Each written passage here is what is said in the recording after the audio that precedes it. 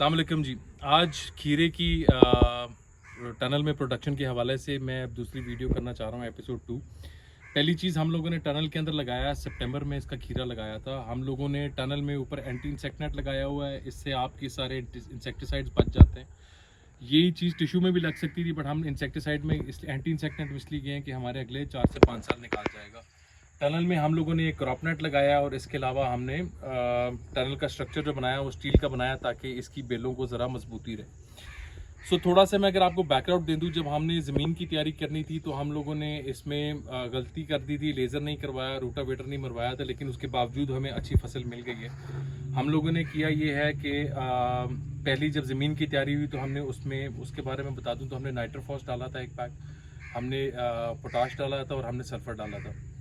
जब हमारा पौधा 6 इंच से 8 इंच के करीब पहुंचा तो हमने दोबारा 1 बैग नाइट्रोफॉस, सल्फर और हमने ह्यूमिक एसिड डाला था। ह्यूमिक एसिड का फ़ायदा ये है कि वो खाद को एक्टिवेट कर देता है और आपके खीरे को थोड़ी सी वो बेहतरी दे देता है।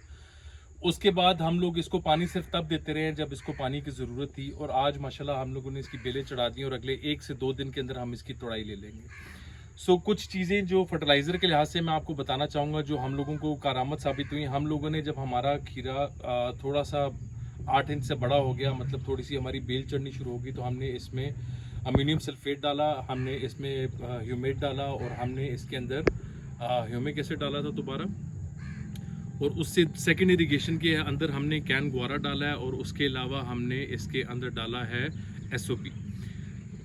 फंगस के लिहाज से थोड़ा सा हमें प्रॉब्लम आया, हमारा इसमें डाउनी का अटैक भी आया और हमारा बर्नी का अटैक भी आया और इस तरह 2-3 अटैक्स और भी आए, लेकिन हम हर दूसरे तीसरे दिन फंजीसाइड का स्प्रे कर रहे थे, जिसमें हम कासोमिन कर रहे थे, जिसमें हम रिवर्स कर रहे थे सिजेंटा की, हम एलियट भी कर रहे थे, और इस तरह के हमने एक प्लान बनाया हुआ था। वो प्लान आपके लिए भी बनाना ज़रूरी है। हर तीसरे दिन अपना फंजीसाइड का इसके अंदर स्प्रे करते रहे, और उसके अलावा कुछ न्यूट्रिएंट्स के लिए भी चीज़ें हमने डाली थी, जिसमें टेकेमन मैक्स है और जिसमें एक और है, जो सारी लिस्ट में आपको नीचे उसमें दे दूंगा।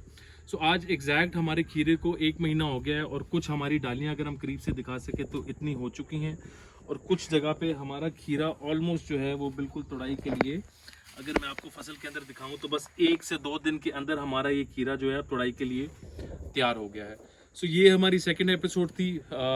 बेलें चढ़ानी बहुत ज़्यादा ज़रूरी है। अगर आप बेलें नहीं चढ़ाएंगे तो, और नीचे से शाखों की तराश नहीं करेंगे, जिसमें हम थोड़ा सा लेट हो गए, थोड़ा सा उसकी वजह से हमने नुकसान उठाया, अगर वो आप टाइम पे करते रहें तो आपको कोई नुकसान नहीं होगा। फंजीसाइड बहुत ज़्यादा ज़रूरी है और खाद का, फर्टिलाइज़र का प्लान बहुत ज़्यादा ज़रूरी है। अगर आप लोग खुद नहीं कर सकते तो किसी से कंसल्टेंसी ले लें, हमसे हमारे एक्सपीरियंस के बारे में डिटेल चाहिए तो हमें व्हाट्सएप कर दें या इस पर कॉमेंट कर दें। मैं उसमें आपको जो हम लोगों ने प्लान फॉलो किया है किसी से कंसल्टेंसी लेके, वो मैं आपसे शेयर करता रहूँगा। Thank you.